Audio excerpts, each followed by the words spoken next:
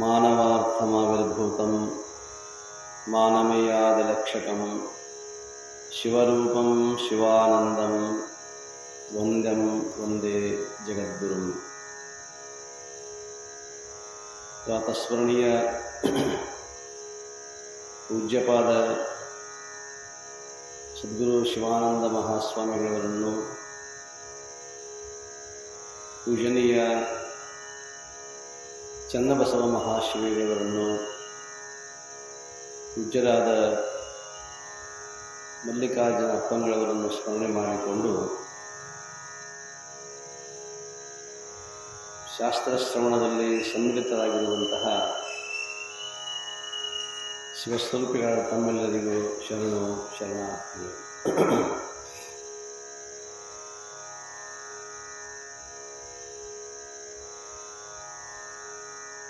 ಮಾನವನಿಗೆ ಇಂದ್ರಿಯಗಳ ಸಮೂಹ ಅನ್ನುವಂಥದ್ದು ಇದೆ. ಕಣ್ಣಿಗೆ ಕಾಣಿಸ್ತಕ್ಕಂತಹ ಇಂದ್ರಿಯಗಳು, ಕಾಣಲಾರದ ಇಂದ್ರಿಯಗಳು, ಬಹಳಷ್ಟು ಸ್ಥೂಲವಾಗಿರ್ತಕ್ಕಂಥವುಗಳು ಹೊರಗಿನ ನಮ್ಮೆಲ್ಲ ಇಂದ್ರಿಯಗಳು ಜಗತ್ತಿನ ಜ್ಞಾನವನ್ನು ಮಾಡಿಕೊಡ್ತಾವ, ನಮ್ಮ ಕೈಗೆ ಸಿಗ್ತಾವ, ವಸ್ತುಗಳು ನಮ್ಮ ಕೈಗೆ ಸಿಗ್ತಾವ, ಇಂದ್ರಿಯಗಳು ನಮ್ಮ ಕೈಗೆ ಸಿಗ್ತಾವೆ. ಇದಕ್ಕೆ ಪೃಥಕ್ಕಾಗಿ, ಇದಕ್ಕೆ ವ್ಯತಿರಿಕ್ತವಾಗಿ ಇವು ಶರೀರ ಸ್ಥೂಲದ, ಇಂದ್ರಿಯಗಳು ಸ್ಥೂಲವಾಗಿವೆ. ಸ್ಥೂಲ ಅಂದರೆ ಕಣ್ಣಿಗೆ ಕಾಣಿಸೋದು, ಕೈಗೆ ಸಿಗೋದು, ಬಾಯಿಗೆ ಸಿಗೋದು, ಪಂಚ ಇಂದ್ರಿಯಗಳಿಗೆ ವಸ್ತುಗಳು ಸಿಗ್ತಾವೆ. ಅದಕ್ಕಾಗಿ ಇದಕ್ಕೆ ಸ್ಥೂಲ ಅಂತಾರೆ. ಇನ್ನು ಇದಕ್ಕಿಂತ ಸ್ವಲ್ಪ ಸೂಕ್ಷ್ಮವಾಗಿರ್ತಕ್ಕಂತಹದ್ದು ಅದೊಂದು ಜಗತ್ತು. ಅದು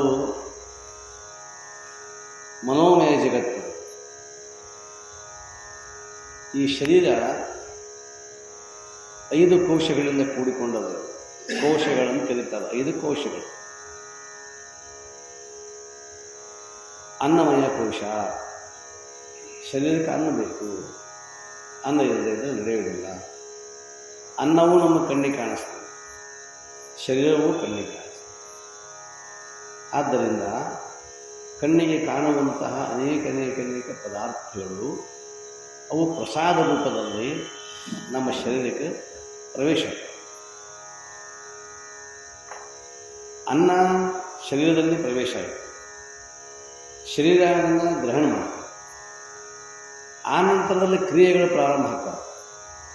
ಶರೀರದಲ್ಲಿ ಇರತಕ್ಕಂತಹ ಜಠರಾಗ್ನಿ, ಹೊರಗೆ ಇರತಕ್ಕಂತಹ ಅನೇಕ ನಮ್ಮ ಪದಾರ್ಥಗಳು ಒಳಗಡೆ ಹೋದ ನಂತರದಲ್ಲಿ ಕ್ರಿಯೆ ಪ್ರಾರಂಭ ಆಗ್ತದೆ. ಕ್ರಿಯೆ ಪ್ರಾರಂಭ ಆದ ನಂತರದಲ್ಲಿ ಆ ಕ್ರಿಯೆ ನಮ್ಮ ಕಣ್ಣಿಗೆ ಕಾಣಿಸೋದಿಲ್ಲ.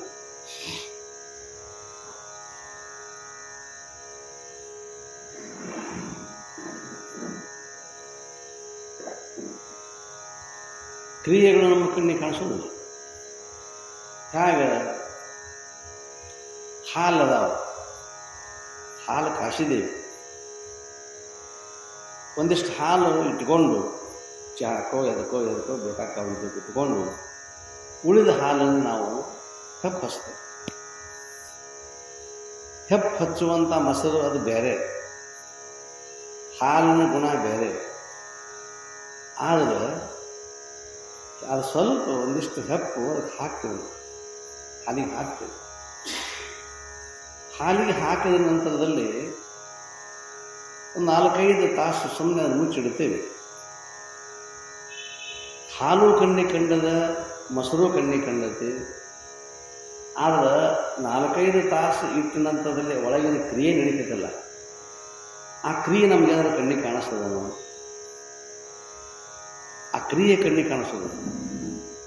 ಹಾಲು ಕಣ್ಣಿಗೆ ಕಾಣಿಸ್ತದೆ, ಮೊಸರು ಕಣ್ಣಿಗೆ ಕಾಣಿಸ್ತದೆ, ಹೆಪ್ಪು. ಆದರೆ ಹೆಪ್ಪು ಹಾಕೋದು ನಮ್ಗೆ ಗೊತ್ತದೆ, ಹಾಲು ನಮ್ಗೆ ಕಾಣಿಸ್ತದೆ. ಆದರೆ ಹಾಲು ಮತ್ತು ಹೆಪ್ಪುಗಳ ಮಧ್ಯದಲ್ಲಿ ನಡೀತಕ್ಕಂಥ ಕ್ರಿಯೆ ಒಂದೈತಲ್ಲ, ಕಾರ್ಯ, ಅದು ನಮಗೆ ಕಾಣ. ಹಂಗೆ ಈ ಶರೀರಕ್ಕೆ ಇದು ಅನ್ನಮಯ ಕೋಶ ಅಲ್ಲ. ಅನ್ನ ಪ್ರವೇಶ ಆದ ನಂತರದಲ್ಲಿ, ಪದಾರ್ಥಗಳು ಪ್ರವೇಶ ಆದ ನಂತರದಲ್ಲಿ ಒಳಗೆ ಕ್ರಿಯೆ ಪ್ರಾರಂಭ. ಯಾಕಂತಂದ್ರೆ ಇದು ಬರೀ ಸ್ಥೂಲ ಅಷ್ಟೇ ನಡೆಯೋದಿಲ್ಲ, ಅದಕ್ಕೆ ಸೂಕ್ಷ್ಮವೂ ಬೇಕಾಗುತ್ತೆ. ಒಳಗೆ ಅನ್ನ ಹೋಗಿ ಪ್ರವೇಶ ಹೋಗಿ ರೊಟ್ಟಿನೋ ಚಪಾತಿನೋ ಹೋಳಿಗೆನೋ ಹುಗ್ಗಿನೋ ಅವೆಲ್ಲ ಅನ್ನನೇ, ಎಲ್ಲವೂ ಅನ್ನವೇ. ಅದು ಅನ್ನಮಯ ಕೋಶ ಅಂದರೆ ಬರೀ ಅಕ್ಕಿದ ಅನ್ನ ಅಂತಲ್ಲ. ಹೊಟ್ಟೆಗೆ ನಾವು ಏನು ತಗೊಳ್ತೇವೆ ಅದೆಲ್ಲವೂ ಕೂಡ ಅನ್ನವೇ.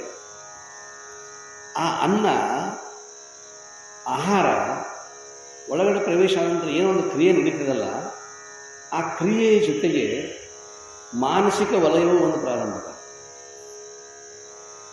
ಅಲ್ಲಿ ಕ್ರಿಯೆ ನಡೆದದ್ದು ಅದೇನು ಪಚನ ಕ್ರಿಯೆ ಹೇಗೆ ಆಗಬೇಕು ಎಲ್ಲವೂ ಕೂಡ ಅದು ವೈಜ್ಞಾನಿಕವಾಗಿ ಹಾಕೋಂತ ಹೋಗ್ತದೆ.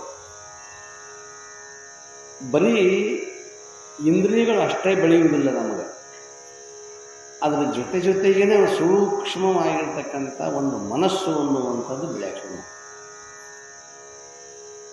ಅನ್ನವೂ ಕಣ್ಣಿಗೆ ಕಾಣದ, ಶರೀರವೂ ಕಣ್ಣಿಗೆ ಕಾಣಿಸ್ತದೆ, ಕ್ರಿಯಾ ಮಾತ್ರ ಕಣ್ಣಿಗೆ ಕಂಡಿಲ್ಲ. ಅದರ ಒಳಗಡೆ ಆಗ್ತಕ್ಕಂಥ ಒಂದು ಏನೋ ಒಂದು ಐತಲ್ಲ ಕ್ರಿಯೆ, ಅದರ ಜೊತೆ ಜೊತೆಗೇನೆ ಒಂದು ಮನೋಭೂಮಿ ಕಾರಣ ಅದು ತಯಾರು. ಅದಕ್ಕೆ ಮೊಟ್ಟ ಮೊದಲೇನು ಬೇಕು ಶರೀರಕ್ಕೆ? ಅನ್ನಮಯ ಕೋಶ. ಅನ್ನ ಆದ ನಂತರದಲ್ಲಿ ಪ್ರಾಣ ಬೇಕು.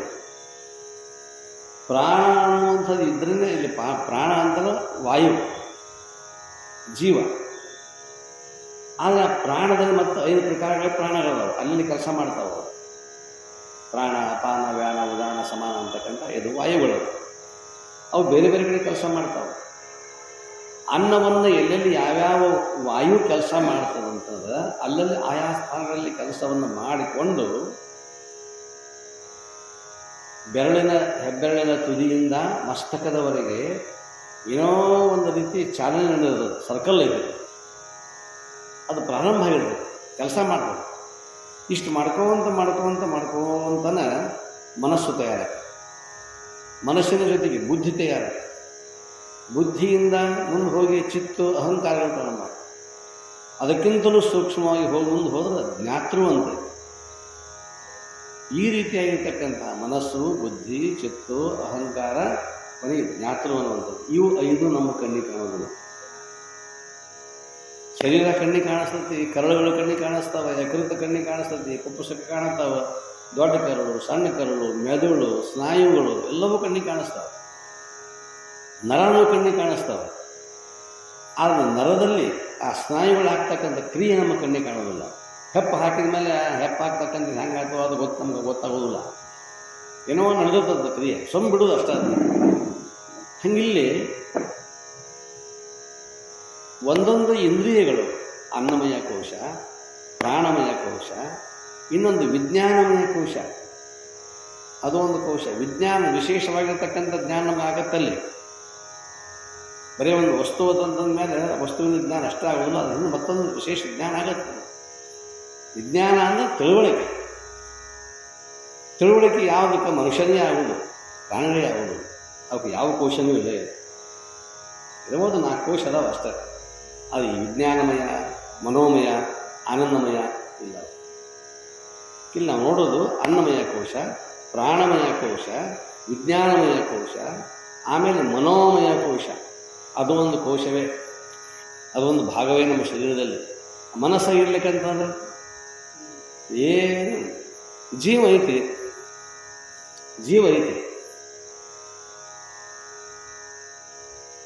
ಉಸಿರಾಡಿಸ್ತದೆ. ಎಲ್ಲೈತೆ ಅಂದ್ರೆ ಮಾರ್ಕಂಡೇಯ ವಾರನಾಗ ಐತಿ. ಎಲ್ಲೇ ಭಕ್ತ ಮಾರ್ಕಂಡೇಯ.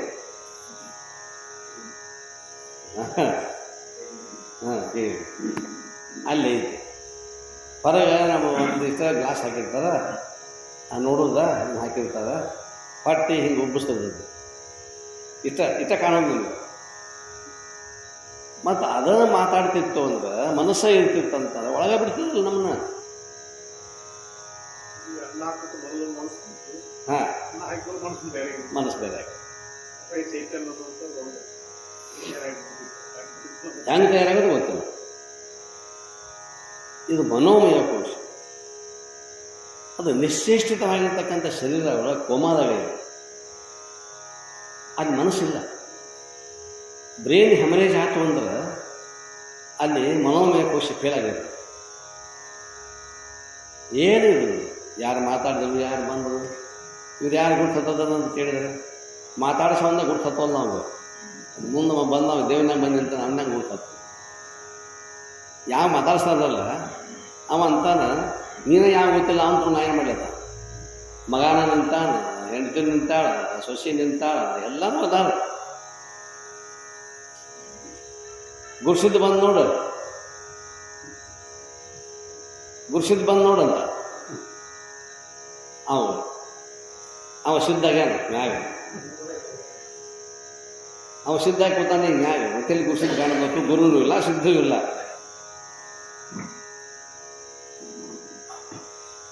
ಇದು ಮನೋಮಯ ಕೋಶ. ಇನ್ನು ಆ ಮನೋಮಯ ಕೋಶದಿಂದ ಸ್ವಲ್ಪ ಮುಂದೆ ಹೋದರೆ ಆನಂದಮಯ ಕೋಶ. ಅಲ್ಲಿ ಆನಂದವೇ ಆನಂದ. ಅದಕ್ಕೆ ಅವ್ರು ನಿಜಗುಣ ಶಿವಗಳನ್ನು ಹೋಗಂತ, ಏನೆಂದು ಪೇಳಲಿ ಪರಮಾನಂದವೆನಗಾದ ಹದನ, ನಾ ಏನು ಹೇಳಿ. ಅದೇನು ಆನಂದ ಆಕತ್ತಿಲ್ಲ. ಅದು ಇಂದ್ರಿಯಗಳಿಂದ ಆನಂದ ಆಗಬಹುದು, ಅಥವಾ ಶಬ್ದ ಸ್ಪರ್ಶಾದಿಗಳಿಂದ ಯಾವುದೋ ಒಂದು ದೃಷ್ಟಿಯಿಂದ ನಮಗೆ ಕೇಳಿದ ಕೂಡಲೇ ಒಂದು ಆನಂದ ಆಗಬಹುದು. ಈ ಆನಂದ ಅಲ್ಲ, ಇದು ವಿಷಯಾನಂದ. ಇವೆಲ್ಲ ವಿಷಯಾನಂದಗಳು. ಅಲ್ಲಿ ಇರ್ತಕ್ಕಂಥದ್ದು ತನ್ನದೇ ಆಗಿರ್ತಕ್ಕಂಥ ಒಂದು ವಲಯ ಐತೆ, ಒಂದು ಲೋಕ ಐತೆ. ಅದು ಆನಂದಮಯ ಕೋಶ ಅಂತಕ್ಕಂಥದ್ದು. ಆ ಆನಂದವನ್ನು ಅನುಭವಿಸಿದ ನಂತರದಲ್ಲಿ ಈ ವಿಷಯಗಳು ಯಾವುದೋ ಬೇಡ ಅಂತ ಅನಿಸ್ಬೇಕು.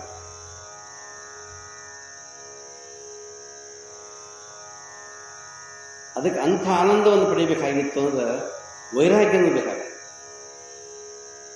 ಆ ವೈರಾಗ್ಯ ಮೊದಲೇ ವೈರಾಗ್ಯ ಹೇಳಿದ್ರು, ಯತಮಾನ ವೈರಾಗ್ಯ ಅಂತ ಹೇಳಿದ್ರು ಮಾನ್ಯ. ಯತಮಾನ ವೈರಾಗ್ಯ ಅಂದರೆ ಪ್ರಯತ್ನಪೂರ್ವಕವಾಗಿ ನಾವು ಸಾಧಿಸಬೇಕು. ನಾವು ಯತಮಾನ. ಎರಡನೇದಾಗಿ ವ್ಯತಿರೇಕ ವೈರಾಗ್ಯ. ವ್ಯತಿರೇಕ ವೈರಾಗ್ಯ ಅಂತಂತಂದ್ರೆ ಇವು ಶಬ್ದ ಸ್ಪರ್ಶ ರೂಪ ರಸಗಂಧಗಳಿದಾವ. ಅವುಗಳಿಗೆ ತಕ್ಕ ಹಾಗೆ ಶ್ರೋತ್ರ, ತ್ವಚ, ನೇತ್ರ, ಜೀವ, ಘ್ರಾಣ ಅಂತಕ್ಕಂಥ ಇಂದ್ರಿಯಗಳಿದಾವ. ಮತ್ತು ಇವು ಪೃಥ್ವಿ, ಅಪ್, ತೇಜ, ವಾಯು, ಆಕಾಶ ಅಂತಕ್ಕಂಥ 5 ಪಂಚಮಹಾಭೂತಗಳಿದಾವ. ಇವೆಲ್ಲವೂ ಪಂಚಮಹಾಭೂತಗಳ ಉತ್ಪತ್ತಿನೇ. ಆದ್ರೆ ಒಂದು ಏನಾಗಿದೆ ಅಂತಂದ್ರೆ, ಶಬ್ದಕ್ಕೆ ಒಂದು ಜಿಂಕಿ ಅಥವಾ ಒಂದು ಸರ್ಪ, ಶಬ್ದ ನಾದ ಪ್ರಾರಂಭ ಆಯ್ತು ಅಂತ, ಕೊಳಲಿನಾದನೋ ಅಥವಾ ಒಂದು ಪುಂಗಿನಾದನೋ ಅಥವಾ ಒಂದು ಸಾರಂಗಿ ವಾದನವೋ, ಅದು ವಾದನ ಕೊಳವೆಯ ವಾದನ ಇರಬೇಕು. ಯಾವುದೇ ತಂತಿ ವಾದ್ಯ, ಹಾರ್ಮೋನಿಯಮ್ಮು, ಈ ಗಿಟಾರು ಇವೆಲ್ಲ ಅಲ್ಲ. ವಾದ್ಯ ಎಂಥದಿರ್ಬೇಕಂತಂತಂದ್ರೆ ಅದು ಪೈಪ್ನಿಂದ ಮಾಡಿರ್ತಕ್ಕಂಥ ವಾದ್ಯ ಇರ್ಬೋದು. ಯಾಕಂದರೆ ಅದರೊಳಗೆ ಏನೂ ಇರುವುದಿಲ್ಲ, ಶುದ್ಧವಾಗಿರ್ತದೆ. ಅಡೆತಡೆಗಳು ಏನೂ ಇರುವುದಿಲ್ಲ. ಕೊಳಲೊಳಗೆ ಏನೂ ಇರುವುದಿಲ್ಲ. ಬಿದಿರಿನ ಎಲ್ಲ ಅಂಶವನ್ನು ತೆಗೆದ ನಂತರದಲ್ಲೇ ಕೊಳಲಾಗುವುದು. ಒಂದು ಸನಾದೆ ಮಾಡ್ತಾರೆ, ಸನಾದೆ ಒಳಗೆ ಏನೂ ಇರುವುದಿಲ್ಲ, ಪೂರ್ತಿ ಖುಲ್ಲ ಇರ್ತದೆ. ಬರೀ ಒಂದು ತೂತು ಹಾಕಿರ್ತಾರೆ ಅಷ್ಟೇ. ಅದಕ್ಕೆ ಮ್ಯಾಲ ಒಂದಿಷ್ಟು ಮತ್ತು ಉದಾಕ್ ಬೇರೆ ಹಾಕಿರ್ತಾರೆ, ಬೇರೆ ಬೇರೆ ಶ್ರುತಿಯ ಸ್ವರಗಳನ್ನು ಹಾಕಿರ್ತಾರೆ. ಕೊಳಲು, ಸನಾದಿ, ಪುಂಗಿ, ಸಾರಂಗಿ, 4 ವಾದ್ಯಗಳು. ಇವು 4 ವಾದ್ಯಗಳಿಗೆ ಒಳಗಡೆ ಏನೂ ಇಲ್ಲ, ಪೂರ್ತಿ ಖುಲ್ಲಾಗಿ. ಇಂತಹ ಇವೇನು ವಾದ್ಯಗಳಿದಾವಲ್ಲ, ಈ ವಾದ್ಯಗಳ ನಾದವನ್ನು ಚಿಗುರಿ, ಜಿಂಕೆ ಮತ್ತು ಸರ್ಪ ಇವೆರಡು ಕೇಳಿವಂತಂತಂದ್ರೆ ಏನು ಬೇಕಾದಂಥ ಕ್ರೂರು ಇಲ್ಲದ ಕಾಳಿಂಗ ಸರ್ಪ ಇಲ್ಲ, ಸುಮ್ಮನೆ ನಿಂತ್ಬಿಡೋದು.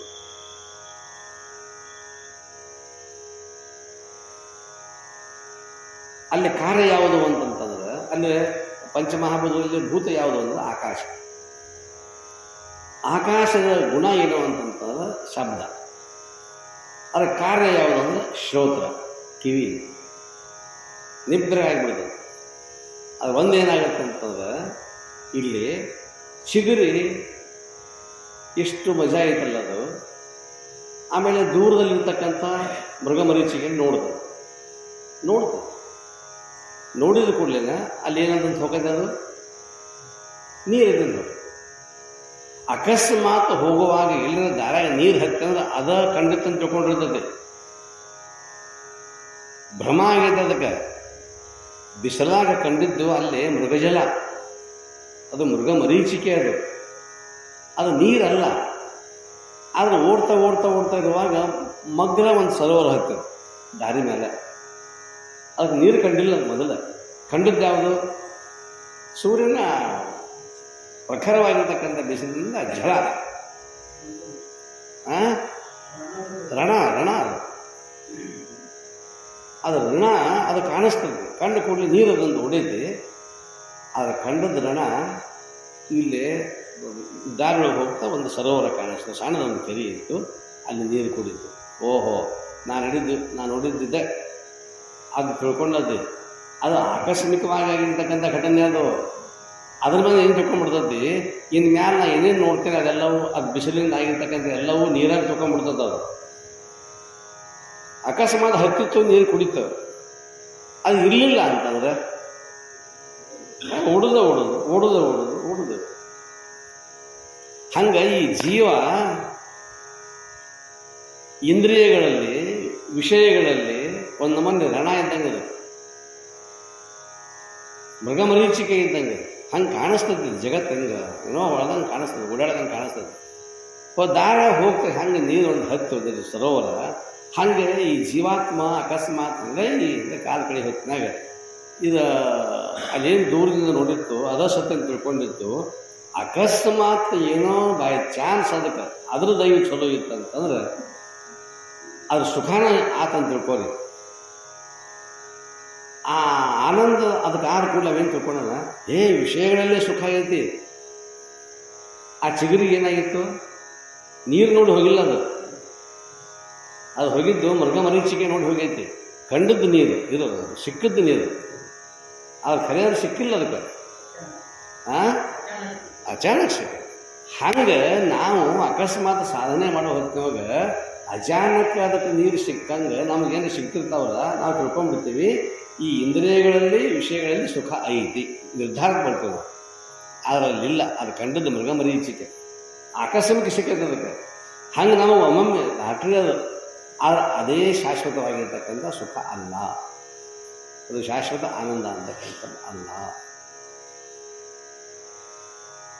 ಇದು ನಾದ ಅಂದರೆ ಶಬ್ದಗುಣಕಂ ಆಕಾಶಂ.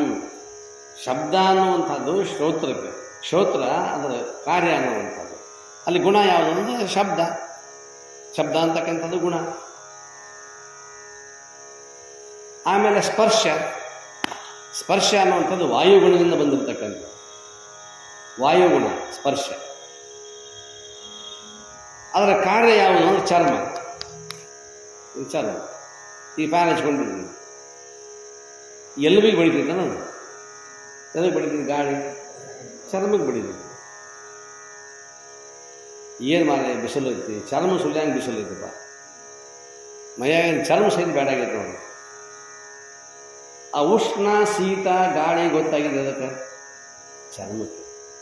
ಇದು ವಾಯುವಿನ ಕಾರ್ಯ, ಇದರ ಗುಣ ಸ್ಪರ್ಶ.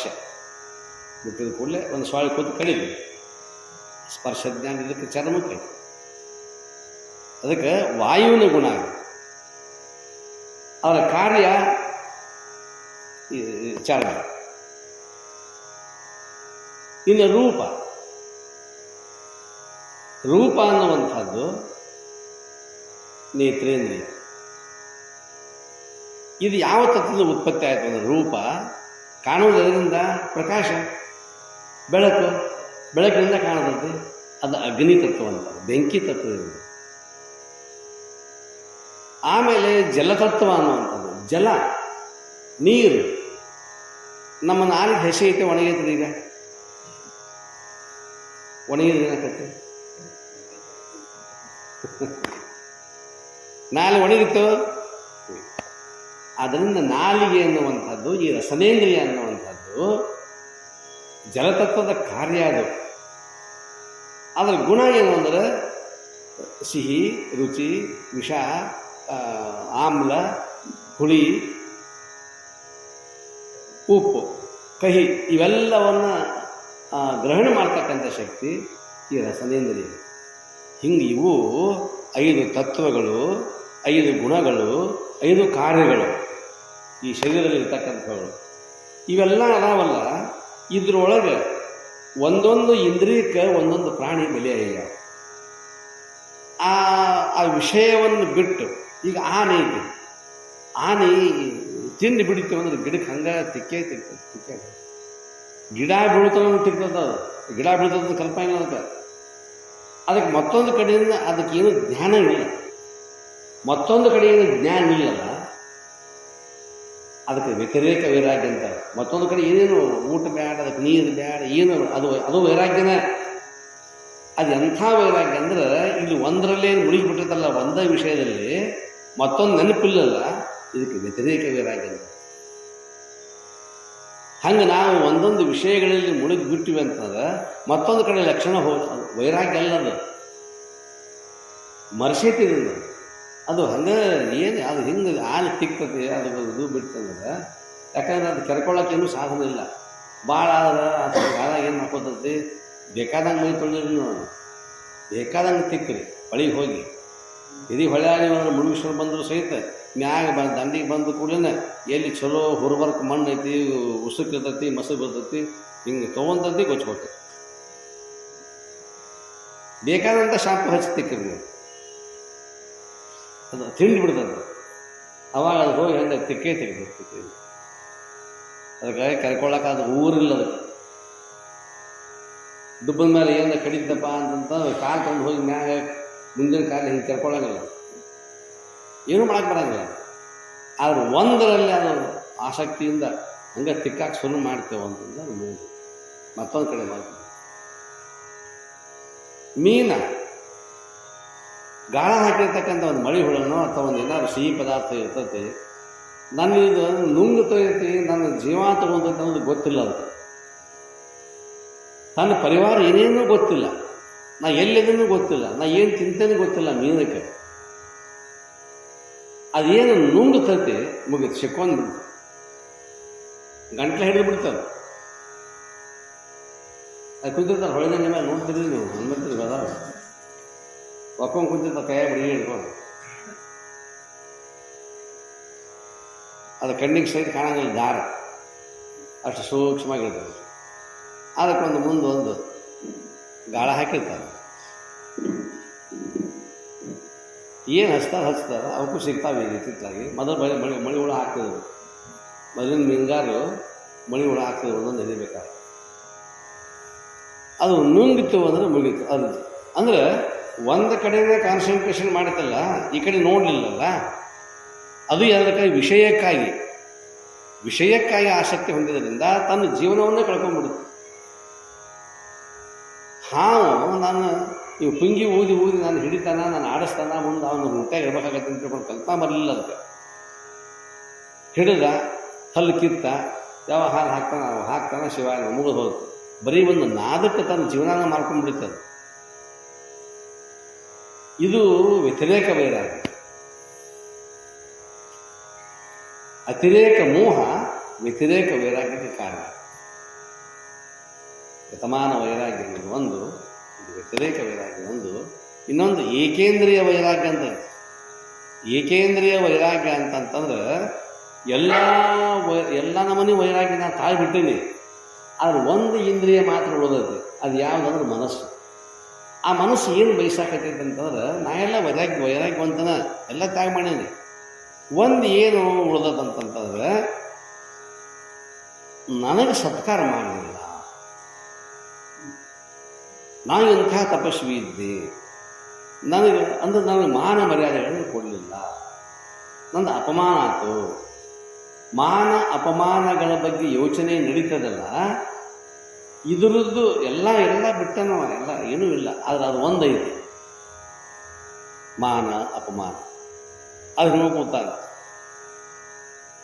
ಅದಕ್ಕೆ ಏಕೇಂದ್ರಿಯ ವೈರಾಗ್ಯ. 4ನೇದು ವಶೀಕರಣ ವೈರಾಗ್ಯ.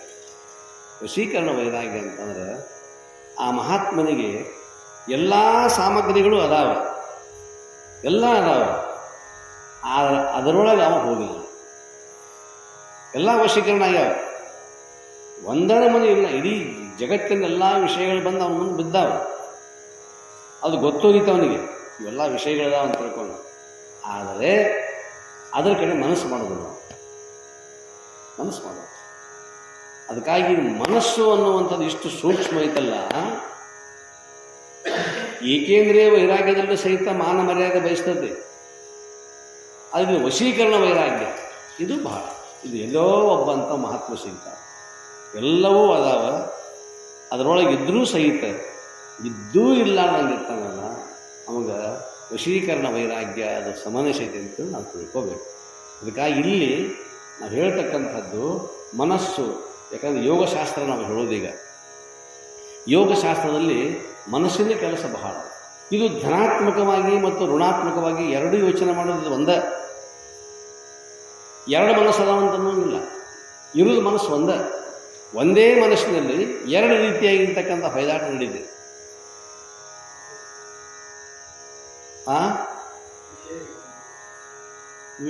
ಅದು ಎರಡು ರೀತಿಯಾಗಿರ್ತಕ್ಕಂಥ ವಿಷಯಗಳನ್ನು ತಾನೇ ಆಯ್ಕೆ ಮಾಡ್ಕೋದಂತೆ. ಇದು ಹೆಂಗೋ ಕೆಲವು ಟೈಮ್ನಾಗ ತನ್ನಷ್ಟಕ್ಕೆ ತಾನ ಇಲ್ಲದ ವಿಚಾರವನ್ನು ಅಲ್ಲದ ವಿಚಾರವನ್ನು ತಾನಾಗಿ ಮಾಡಿ ಮೈಮೇಲೆ ಹಾಕ್ಕೊಂಡು ಏನೂ ಇರುವುದಿಲ್ಲ, ಏನೇನೂ ಇರುವುದಿಲ್ಲ. ತನ್ನಷ್ಟಕ್ಕೆ ತಾನೇ ನಿರ್ಮಾಣ ಮಾಡ್ಕೊಳ್ಳೋದು ವಿಷಯವನ್ನು. ಆ ವಿಷಯವನ್ನು ನಿರ್ಮಾಣ ಮಾಡಿಕೊಂಡು ತಾನ ಅದರ ಬಲಿಯೊಳಗೆ ಸಿಕ್ಕು ತಾನ ಒದ್ದಾಡಿ ಸತ್ತು ಹೋಗೋದು. ಹೊರಗಿಂದ ಯಾವುದೂ ಇಲ್ಲ, ಮಾಡಿದ್ದು ಯಾವುದು? ಮನಸ್ಸು. ಮನಸ್ಸು ಆ ರೀತಿ ಮಾಡಿಬಿಡುತ್ತೆ. ನಿಮಗೆಲ್ಲ ಗೊತ್ತಿರುವಂಥ ವಿಷಯನ ನೀವು ಕೇಳಿದ್ರಿ. ಅಮೇರಿಕಾ ದೇಶದೊಳಗೆ ಒಬ್ಬ ಖೈದಿಗೆ ಮರಣದಂಡನೆ ಆಯ್ತು. ಅಮೇರಿಕಾದಾಗ ಒಬ್ಬ ಮನುಷ್ಯ ಏನೋ ದೊಡ್ಡ ಹಗರಣ ಮಾಡಿದ್ದವನು, ಅವನಿಗೆ ಮರಣದಂಡನೆ ಆಯ್ತು, ಗಲ್ಲಿಗೇರಿಸಿ. ಹೆಂಗೋ ಅವನು ಸಾಯ ಮಾಡೋಣ, ನಾವು ಗಲ್ಲಿಗೆ ಏರಿಸೋರಿದ್ದೀವಿ. ಮತ್ತು ಅವನು ಸಾಯ ಹೊಡಿಬೇಕಂತಂದ್ರೆ ಒಂದು ಪ್ರಯೋಗ ಮಾಡೋದು ವಿಜ್ಞಾನಿಗಳು. ಯಾಕಂದ್ರೆ ಎಲ್ಲೋ ಅಪರೂಪಕ್ಕೊಬ್ಬರು ಅಲ್ಲೇ ಗಲ್ಲಿಗೇರಿಸ್ತಾರೆ. ನಮ್ಮಲ್ಲಿ ಗಲ್ಲು ಶಿಕ್ಷೆ ಹಾಕೈತಿ, ಮತ್ತು ಕ್ಷಮಾಪಣೆ ಮಾಡ್ತಾರೆ, ಬಿಡ್ತಾರೋ ಏನೋ ಗೊತ್ತಾಗೋದಿಲ್ಲ. ಅವ್ರು ನೀರು ಮಾಡ್ತಾರೋ ಗೊತ್ತಾಗೋದಿಲ್ಲ. ಅಂಥವ್ರನ್ನ ಸಾಕಿ ಸಲುಹಿ ಜೈಲಿನಾಗ ಆಧಾರ ಆತಿಥ್ಯ ಮಾಡಿ ಕೊನೆಗೆ ಅವರು ತಾವಾಜಿ ಹೋಗಿ ಸಾಯಬೇಕು, ಇವರಿಗೆ ಸಾಯ ಹೊಡೆಯೋರಲ್ಲಿ. ಆದರೆ ಅಮೇರಿಕಾ ಮತ್ತು ಪಾಕಿಸ್ತಾನದಲ್ಲಿ ಹಂಗಿಲ್ಲ, ಗಲ್ಲು ಆಗೋದೇ ಕಡಿಮೆ, ಆತು ಅಂದ್ರೆ ಬಿಡುವುದಿಲ್ಲ. ಅಂಥ ವ್ಯಕ್ತಿಗೆ ಗಲ್ಲು ಆದ ಕೂಡಲೇ ಆಗಿನ ಟೈಮ್ನಾಗ ವಿಜ್ಞಾನಿಗಳು ವಿಚಾರ ಮಾಡ್ತಾರೆ, ಇವನ್ನ ಸಂಶೋಧನೆ ಮಾಡ್ಬೋದು. ಸಾಯವನ್ನೇನು ಸಂಶೋಧನೆ ಮಾಡೋದು? ವಿಜ್ಞಾನಿಗಳು ವಿಚಾರ ಮಾಡ್ತಾರೆ, ಇವನು ಸಂಶೋಧನೆ ಮಾಡ್ಬೋದು. ಏನು ಮಾಡಬೇಕು? ನಾಳೆಗೆ ಗಲ್ಲಾಗೋದು. ಗಲ್ಲಾಗೋದಕ್ಕಿಂತ ಮೊದಲು ವಿಚಾರ ಮಾಡ್ತಾರೆ ಎಲ್ಲರೂ. 4-5 ಜನ ವಿಜ್ಞಾನಿಗಳು ಕುಳ್ಕೊಂಡು, ಮನಃಶಾಸ್ತ್ರಜ್ಞರು, ಮನೋವೈದ್ಯರುಗಳೆಲ್ಲ ಏನು ಮಾಡ್ತಾರಂದ್ರೆ ಒಂದು ಹಾವು ಹಿಡ್ಕೊಂಡ್ಬರ್ತಾರೆ. ಹಾವು ಹಿಡ್ಕೊಂಡು ಬಂದು ಅವನು ತೋರಿಸ್ತಾರೆ. ಈ ಹಾವನ್ನು ಕಡಿಸಿ ನಿನ್ನ ಕೊಲ್ತೇವೆ ಅಂತ. ಅವನು ಕಡಿಸಿಲ್ಲ ನನ್ನ ಹಾವನ್ನು, ತೋರಿಸಿದ ಕೂಡಲೇ ಅವಾಗ ಭಯ, ಅಂಜಿದ. ಅಂಜಿದ ಹಾಕೇನೆ ಹೆಂಗಿದ್ರು ಸಾಯೋದೇ. ಗಲ್ಲು ಆಗೈತೆ ಅಂದಮೇಲೆ ಭಯ ಚಲೋ ಆಗೈತದ, ಇನ್ನು ಹಿಂಗೆ ಸಾಯ ಹೊಡಿತಾರೆ ಅಂತ ಹೋಗ್ಲಕ್ಕ ಏನು ಮಾಡೋದು ಅಂತ ತಿಳ್ಕೊಂಡು. ಆದರೂ ಭಯ ಅನ್ನಿಸ್ತು. ಗಲ್ಲಾತಂದ್ರೆ ಏಕದಮ್ ಕುಣಿಕಿಗೆ ಹಾಕ್ತಾರೆ, ಪಟ್ನ ಹೋಗ್ತೈತೆ, ಆ ಪ್ರಶ್ನೆ ಬೇರೆ. ಇದು ಹಂಗಲ್ಲಲ್ಲ, ಸಾವಕಾಶ ಅದು ಹೋಗೋದು, ಒಮ್ಮೆ ಸಾಯೋದಿಲ್ಲ, ವಿಷಯ ಏರಿ. ಅವಾಗ ವಿಚಾರ ಮಾಡ್ತಾರೆ, ಆಯ್ತು ನಾಳೆಗೆ ಹಾವು ಕಡಿಸಿ ನಾವು ಸಾಯಿ ಹೊಡಿತೇವೆ ಅಂತ ತಿಳ್ಕೊಂಡು ಹೇಳ್ತಾರೆ. ಮಾರನೇ ದಿವಸ ಅವನು ಬರ್ತಲ್ಲ, ಗಲಿ ಹಾಕೋ ಪ್ರಸಂಗ ಬರ್ತಲ್ಲ. ಅವನು ಏನೂ ಮಾಡಿ ಹಾವು ಬಿಟ್ಟರು. ಒಂದೆರಡು ಸೂಜಿ ತೊಗೊಂಡು ಮೊದಲೇನು ಮಾಡಿದ್ರು, ಕುರ್ಚಿ ಮೇಲೆ ಕುಂದಿಸ್ತಾರೆ. ಅದು ವಧಾಸ್ತಂಭ, ಕುರ್ಚಿ ಮೇಲೆ ಕೂಡಿಸ್ತಾರೆ. ಕೂಡಿಸಿ ಮ್ಯಾಲೊಂದು ಅರಳಿ ಹೊಸ್ತಾರೆ. ಮೊದಲು ಕಣ್ಣಿಗೆ ಒಂದು ಬಟ್ಟೆ, ಕರಿ ಬಟ್ಟೆ ಕಟ್ಟಿ ಮ್ಯಾಗ ಒಂದು ಚಾದರನೋ ರಗ್ಗೋ ಒಂದು ಹಾಕಿ ಕೂಡಿಸ್ತಾರೆ. ಕೂಡಿಸಿ ಒಬ್ಬ ಮನುಷ್ಯ, ಅದೇ ವಿಜ್ಞಾನಿ, ಸೂಜಿ ತೊಗೊಂಡು 2 ಸೂಜಿ ಒಮ್ಮೆ ಹಿಡ್ಕೊಂಡು ಒಳಗೆ ಚುಚ್ತಾನೆ 2 ಸಲ 3 ಸಲ ಹಿಂಗೆ ಚುಚ್ಚಿ ತೆಗಿತಾರೆ. ತೆಗೆದ ಕೂಡಲೇ ಆ ಮನುಷ್ಯ ತಿಳ್ಕೊಂಡ, ನನಗೀಗ ಹಾವು ಕಚ್ಚಿತು,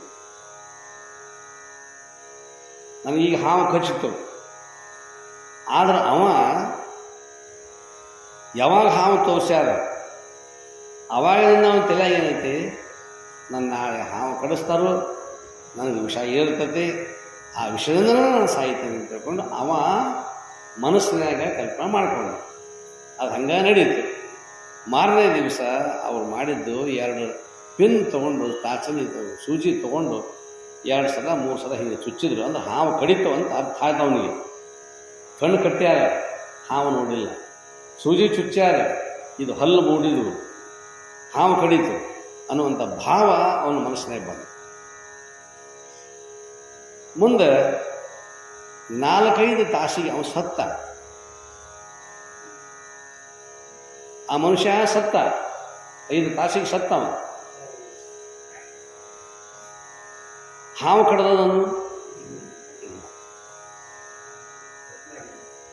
ಕಲ್ಪನಾ ಮಾಡ್ಕೊಂಡು ನಮ್ಮ ಹಾವು ಕಡಿತು ಅಂತ ಆ ಮನಸ್ಸಿನೊಳಗೆ ಅದೇನು ಪ್ರವೇಶ ಆಯಿತು, ಹಾವು ಅನ್ನುವಂಥದ್ದು ಪ್ರವೇಶ ಆಯಿತು.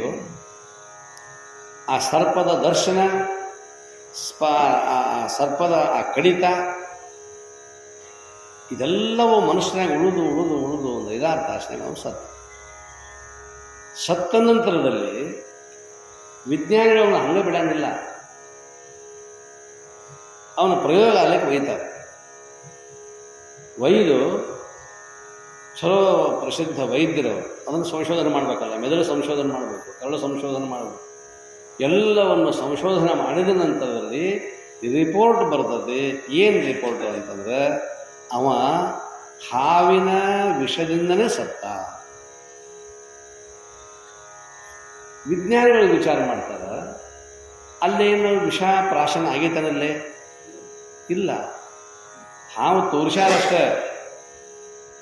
ಈಗ ಚುಚ್ಚಿದ್ದು ಸೂಜಿ ಹಲ್ಲಲ್ಲ. ಹಂಗಾರೆ ಹಾವಿನ ವಿಷ ಬಂತು ಎಲ್ಲಿಂದ? ವಿಜ್ಞಾನಿಗಳು ವಿಚಾರ ಮಾಡ್ತಾರೆ, ಮನೋವಿಜ್ಞಾನಿಗಳು ವಿಚಾರ ಮಾಡ್ತಾರೆ. ಡಾಕ್ಟರ್ ರಿಪೋರ್ಟ್ ಕೊಟ್ಟರು, ಪೆನ್ನಿನಿಂದ ಸತ್ತಿಲ್ಲ, ಅವ ಹಾವಿನ ವಿಷದಿಂದನೇ ಸತ್ತಾನ.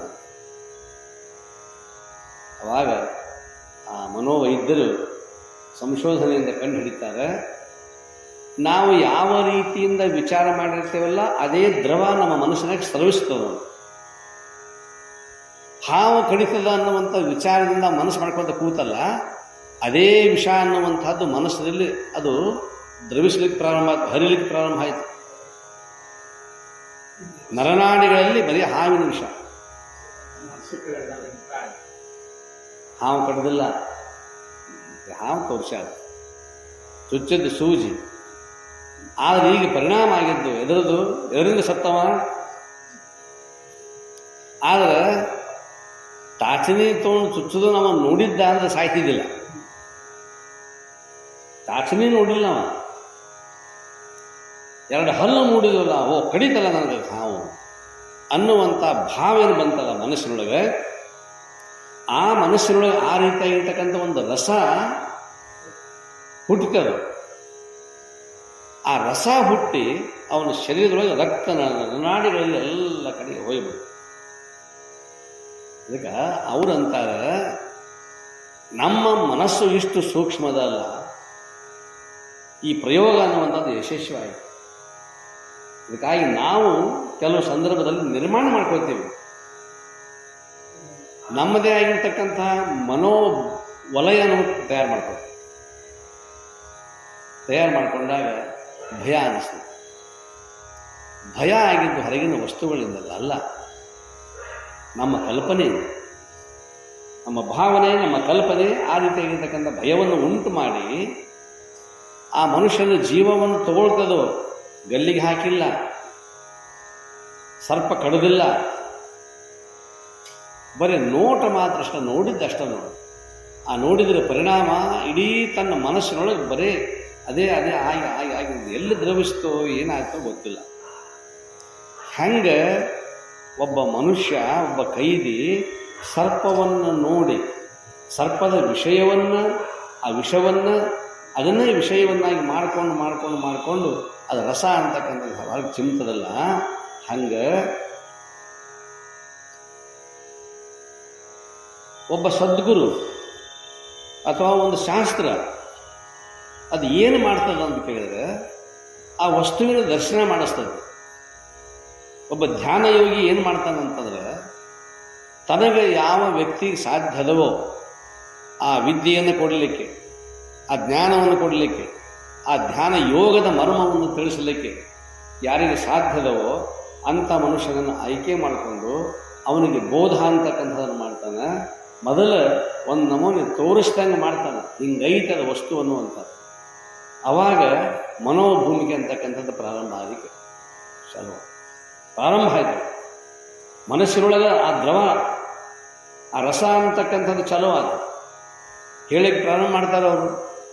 6 ಚಕ್ರಗಳದಾವು, ಒಂದೊಂದು ಚಕ್ರದಲ್ಲಿ ಒಂದೊಂದು ರೀತಿಯಾಗಿರ್ತಕ್ಕಂಥ ವರ್ಣಗಳದಾವು, ಮಂತ್ರಗಳದಾವು. ಆ ಮಂತ್ರಗಳನ್ನು ನ ಮ ಸಿ ವಾ ಯ ಓ. ನಕಾರ ಪ್ರಣವ ಅಂತಕ್ಕಂಥದ್ದು ಆಧಾರ ಚಕ್ರದಲ್ಲಿ ಐತಿ. ಸ್ವಾಧಿಷ್ಠಾನ ಚಕ್ರದಲ್ಲಿ ಮಕಾರ ಪ್ರಣವ ಐತಿ. ಮಣಿಪೂರಕ ಚಕ್ರದಲ್ಲಿ ಶಿಕಾರ ಐತಿ, ಸಿ ಪ್ರಣವ ಐತಿ. ಅನಾಹತ ಚಕ್ರದಲ್ಲಿ ವಾ ಐತಿ, ವಕಾರ ಐತಿ.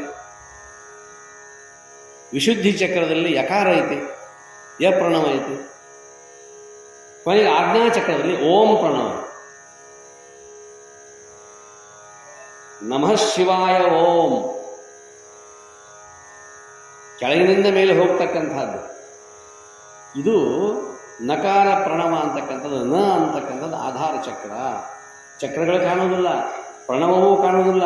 ಅಲ್ಲಿ ಕಾಣ್ತಕ್ಕಂಥ ಭೌತಿಕ ವಸ್ತುಗಳು ಬೇರೆ ಇದ್ದರೂ ಕೂಡ ಒಬ್ಬ ಧ್ಯಾನ ಯೋಗಿ ಪುರುಷ ಅವುಗಳನ್ನು ಅಲ್ಲಲ್ಲಿ ಸ್ಥಾಪನೆ ಮಾಡಿ ಹಿಂಗೈತಿ ಸೂಚಿಸ್ತಂಗದು. ಭಾವವನ್ನು, ಮನಸ್ಸನ್ನು ನಿರ್ಮಾಣ ಮಾಡ್ತಾನೆ ಒಬ್ಬ ಯೋಗಿ ಅಂತಕ್ಕಂಥ. ಆ ಮನಸ್ಸನ್ನು ನಿರ್ಮಾಣ ಮಾಡಿದಾಗ ಅವನು ಏನಾಗ್ಬಿಡ್ತದೆ ಅಂತ ಕೇಳಿದ್ರೆ, ಓ ಇಲ್ಲಿ ಆಧಾರ ಚಕ್ರ, ಇಲ್ಲಿ ನಕಾರ ಅಂತಕ್ಕಂಥದ್ದು ಐತಿ. ಮುಂದೆ ಹೋಗ್ಬೇಕು. ನ ಮ ಶಿ ವಾ ಯ ಓಂ. ಮತ್ತು ಇವುಗಳನ್ನು ಶರೀರವನ್ನು ಆಪರೇಷನ್ ಮಾಡಿ ತಗೊಂಡು ನೋಡಿದ್ರೆ ಸಿಗ್ತಾವನು ಇಲ್ಲ. ಇದು ಸ್ಥಾಪನೆ ಆಗಿದ್ದು ಎಲ್ಲಿ ಅಂತ ಕೇಳಿದ್ರೆ ಮನೋಭೂಮಿಕೆ, ಮನಸ್ಸಿನಲ್ಲಿ. ಮನಸ್ಸು ಅಷ್ಟು ಸೂಕ್ಷ್ಮವಾಗಿರ್ತಕ್ಕಂಥದ್ದು. ಈ ಸ್ಥೂಲ ದೇಹವನ್ನು ಬಿಟ್ಟು, ಈ ಸ್ಥೂಲವಾಗಿರ್ತಕ್ಕಂಥ ಇಂದ್ರಿಯಗಳನ್ನು ಬಿಟ್ಟು, ಇವುಗಳಿಗೆ ಯಾವುದಕ್ಕೂ ಕೂಡ ಸಂಬಂಧ ಇಲ್ಲದಂಥ ಒಂದು ವಿಶಿಷ್ಟವಾಗಿರ್ತಕ್ಕಂಥ, ಆದರೆ ಅನ್ನದ ಪರಿಣಾಮ ಅನ್ನುವಂಥದ್ದು ಮಾತ್ರ, ಆಹಾರದ ಪರಿಣಾಮ ಮಾತ್ರ ಮನಸ್ಸಿನ ಮೇಲೆ. ಸತ್ವಾಹಾರ ಇರಬೇಕು, ಯುಕ್ತವಾಗಿರ್ತಕ್ಕಂಥ ಯುಕ್ತಾಹಾರ ವಿಹಾರಸ್ಯ ಯುಕ್ತ ಚೇಷ್ಟಸ್ಯ ಕರ್ಮಸು, ಅದು ಬೇಕು. ಹಾಗಿದ್ದಾಗ ಮಾತ್ರ ಆ ರೀತಿಯಾಗಿರ್ತಕ್ಕಂಥ ಮನಸ್ಸು ತಯಾರಾಗುತ್ತೆ. ಆ ಮನಸ್ಸಿಗೆ ಬೋಧ ಅನ್ನುವಂಥದ್ದು ಮಾಡ್ತಾರೆ ಗುರುಗಳು. ಒಬ್ಬ ಯೋಗಿ ಪುರುಷ ಅಂತಕ್ಕಂಥವನು ಅದು ಹೇಳಿದಂಗೆ ಮನಸ್ಸು ಅನ್ನುವಂಥದ್ದು ವಿಕಾಸ ಆಕ್ಕುವಂತ ತನ್ನ ಹರುವನ್ನು ಹೆಚ್ಚು ಮಾಡ್ಕೊಳ್ತದೆ. ಎಲ್ಲಿವರೆಗೆ ಆಗತ್ತೆ ಅಂತ ಕೇಳಿದ್ರೆ ವಿಶ್ವವೇ ನಾನು. ಮೊದಲೇನಿತ್ತು? ಬರೀ ನಾನು ಅನ್ನುವಂಥದ್ದು. ನಾನು ಅಂದರೆ ಒಬ್ಬ ವ್ಯಕ್ತಿ ಅಷ್ಟೇ. ಮುಂದೆ ಅದು ನಾನು ಅನ್ನುವಂಥದ್ದನ್ನು ಸ್ವಲ್ಪ ಹರಿವು ಮಾಡಿಕೊಂಡೆ, ವಿಶಾಲ ಮಾಡಿಕೊಂಡೆ. ಮನೆ ತುಂಬ, ಆಮೇಲೆ ಕುಟುಂಬದ ತುಂಬ ಆಯಿತು, ಸಮಾಜದ ತುಂಬ ಆಯಿತು, ದೇಶದ ತುಂಬ ಆಯಿತು. ಈಗ ಏನಿಲ್ಲ, ವಿಶ್ವಾತ್ಮ. ಈಗ ಸಿದ್ದೇಶ್ವರ ಅಪ್ಪಗಳನ್ನ ನಾವು ಅಂತಿದ್ವಿ, ಅವ್ರು ಇದ್ದಲ್ಲಿ ಹೋಗ್ತಿದ್ವಿ, ಬೆಟ್ಟ ಹಾಕಿದ್ವಿ, ಅಥವಾ ಅವ್ರು ಕರೆಸ್ತಿದ್ವಿ, ಸರಿ. ಅದು ಈಗಿಲ್ಲ. ಇಲ್ಲನ್ನು ಅದಾರ ನಮಗೆ ನೋಡುವ ದೃಷ್ಟಿಕೋನ ಇತ್ತು ಅಂತಂದ್ರೆ ಅವರು ಅದಾರ. ಭೌತಿಕವಾಗಿ ಅವರಿಲ್ಲ, ಒಂದು ರೂಪದಲ್ಲಿ ಅವರಿಲ್ಲ, ನಾಮದಲ್ಲಿ ಇಲ್ಲ, ಆಕಾರದಲ್ಲೂ ಇಲ್ಲ. ಆದರೆ ಇಲ್ಲ ಅಂತ ಆಗಿ ಹೋಗಿದ್ರು ಸಹಿತ ಆ ಇಲ್ಲ ಅನ್ನುವಂಥದ್ರಲ್ಲಿ ಅಸ್ತಿತ್ವ ಅನ್ನುವಂಥದ್ದು ಅದು ವಿಶ್ವಾತ್ಮ. ಆ ದೃಷ್ಟಿಕೋನ ನಮಗೆ ಬಂತು ಅಂತಂತಂದರೆ ಅದು ವಿಶಿಷ್ಟವಾಗಿರ್ತಕ್ಕಂಥ ಒಂದು ಯೋಗ. ಅದು ಮನಸ್ಸಿನಿಂದ ಆಗ್ತಕ್ಕಂಥ ಒಂದು ಮಂತ್ರ ಅನ್ನುವಂಥದ್ದಲ್ಲ, ಅದು ಮಂತ್ರ ಯೋಗ. ಹಾಗಾಗಿ ಇಲ್ಲಿ ಶಬ್ದ ಸ್ಪರ್ಶ ರೂಪಾದಿಗಳು ಇವು ಎರಡಕ್ಕೂ ಉಪಯೋಗ ಇವೆ ಅವ್ರು ಹೇಳ್ತಾರೆ. ಹೇಳ್ತಕ್ಕಂಥ ಇಷ್ಟತನ ನಿಮಗೆ ಯೋಗದ ಬಗ್ಗೆ ಹೇಳಿ. ಅನ್ನಮಯ ಕೋಶ, ಪ್ರಾಣಮಯ ಕೋಶ, ವಿಜ್ಞಾನಮಯ ಕೋಶ, ಮನೋಮಯ ಕೋಶ, ಆನಂದಮಯ ಕೋಶ, ಈ ಕೋಶಗಳ ಬಗ್ಗೆ ಹೇಳಿದ್ದಾಯಿತು. ಇನ್ನು ಮನಸ್ಸು ಅಂದರೆ ಏನಂತ ಹೇಳಿದ್ದಾಯಿತು. ಆದರೆ ಮನಸ್ಸು ಅನ್ನುವಂಥದ್ದು ಅಥವಾ ಈ ವಿಷಯಗಳಂತಕ್ಕಂಥವುಗಳು ಇವುಗಳನ್ನು ನೀವು ಪ್ರಪಂಚಕ್ಕೂ ಬಳಸುವಾಗ ಬರ್ತದೆ, ಪಾರಮಾರ್ಥಕ್ಕೂ ಬಳಸುವಾಗ ಬರ್ತದೆ. ಶಬ್ದ, ಸ್ಪರ್ಶ, ರೂಪ, ರಸಗಂಧ ಇವುಗಳ ಉಪಯೋಗ ಎರಡಕ್ಕೂ ಇದೆ. ಜಗತ್ತಿನಲ್ಲಿ ದುಷ್ಟ ಶಬ್ದ ಮಾತಾಡಬಹುದು, ಶಿಷ್ಟ ಶಬ್ದ ಮಾತಾಡಬಹುದು. ಶಬ್ದ ಉತ್ಪತ್ತಿ ಆಗೋದು ಇದರಿಂದಲೇ ಅಕ್ಷರದಿಂದ. ಅಕ್ಷರದಿಂದಲೇ ಶಬ್ದ ಉತ್ಪತ್ತಿ ಆಗ್ತಾವೆ. ಅಯ್ಯ ಎಂದರೆ ಸ್ವರ್ಗ. ಅಯ್ಯ, ಏನಯ್ಯ, ಚೆನ್ನಾಗಿದೆಯಾ, ಆರಾಮಿದೆಯಾ, ಅಯ್ಯ ಎಂದರೆ ಸಾತ್ವಿಕ. ಎಲವೋ ಎಂದರೆ ನರಕ. ಅಯ್ಯ ಅ ಇದು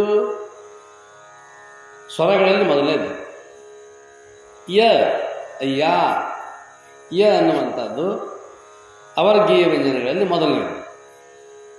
ಅದ ಅಕ್ಷರ. ಎಲವೋ ಎ ಅನ್ನುವಂಥದ್ದು ಅದು ಕೂಡ ಒಂದು ಸ್ವರ. ಲ ಅನ್ನುವಂಥದ್ದು ಅವರ್ಗೀಯ ವ್ಯಂಜನ. ಓ ಅನ್ನುವ ಓ ಅವರ್ಗೀಯ ವ್ಯಂಜನ. ಮತ್ತು ಇವೆಲ್ಲ ಒಂದಲ್ರಿ ಅಂತಂದ್ರೆ ಈಗ ಏನೇ ಬಂದಿರಿ ಹದುಳವಿದ್ದರೆ ಅಂದರೆ ನಿಮ್ಮ ಮೈಸೂರಿ ಹಾರಿ ಹೋಗುವುದೇ ಅಂತಾರೆ ಶರಣರು. ಏನಪ್ಪ ಬಂದರೆ ಬರೀ ಭಾಷೆ ಆತು, ಬರೀ ನೀರು ತಗೊಳ್ಳಿ, ಒಂದು ಕಪ್ ಕಾಫಿ ಕುಡಿರಿ, ಒಂದು ಕಪ್ ಹಾಲು ಕುಡಿರಿ, ಶರಬತ್ ಕುಡಿರಿ, ಮಜ್ಜಿಗೆ ಕುಡಿರಿ ಅಂದ್ರೆ ಏನು ಪ್ರಶ್ನೆ ಇಲ್ಲ. ಪಾಪ ಅವ್ರು ಬಂದ ಮನೆ ಮುಂದೆ, ಯಾವ ನೀ ಎಲ್ಲಿಯವ, ಇಲ್ಲಿ ಯಾಕೆ ಬಂದೆ, ನಾವೇನು ಸೂಕ್ಷ್ಮ ಬಳಸಿಲ್ಲ, ಇನ್ನ ಬೇರೆ ನೀವು ಅವು ಶಬ್ದ ಎಲ್ಲಿವು, ಅವ ಅಕ್ಷರ ಅಲ್ಲ. ಇದೇ 52 ಅಕ್ಷರಗಳಲ್ಲಿರ್ತಕ್ಕಂಥ ಅಕ್ಷರಗಳನ್ನು ಉಪಯೋಗ ಮಾಡಿಕೊಂಡು ಹಂಗೂ ಮಾತಾಡಕ್ಕೆ ಬರ್ತೈತಿ, ಹಿಂಗೂ ಮಾತಾಡ. ಬರ್ರಿಪ್ಪ ಬರ್ರಿ, ಭಾಳ ದಿವ್ಸಕ್ಕೆ ಬಂದ್ರು ಬರ್ರಿ. ಅವ ಅಪರಿಚಿತ, ಭಾಳ ದಿವಸ ಬೇಡ, ಕಳ್ಳಲ್ಲ, ಸಾತ್ವಿಕ ಮನುಷ್ಯನ, ಸಜ್ಜನ ಮನುಷ್ಯನ, ಒಬ್ಬ ಸಂತ ಶರಣ ಮನೆ ಮುಂದೆ ಬಂದ, ಬರ್ರಿ ಕೂಡು, ಒಂದಿಷ್ಟು ನೀರು ತಗೊಳ್ಳಿ, ಒಂದು ಗಂಟೆ ಬೆಲ್ಲ ತಗೊಳ್ಳಿ, ಸಕ್ಕರೆ ತಗೊಳ್ಳಿ, ಕೂಡು ಮುಂದೆ ಹೋಗ್ತಾರೆ. ಅವ್ರೇನು ನಮ್ಮ ಮನೆ ಅಪಾರ ಮಾಡಕ್ಕೆ ಬಂದಿಲ್ಲ, ಸಾತ್ವಿಕ ಮನುಷ್ಯನ ನೋಡ್ಲಿಕ್ಕೆ ಗೊತ್ತಾಗುತ್ತೆ.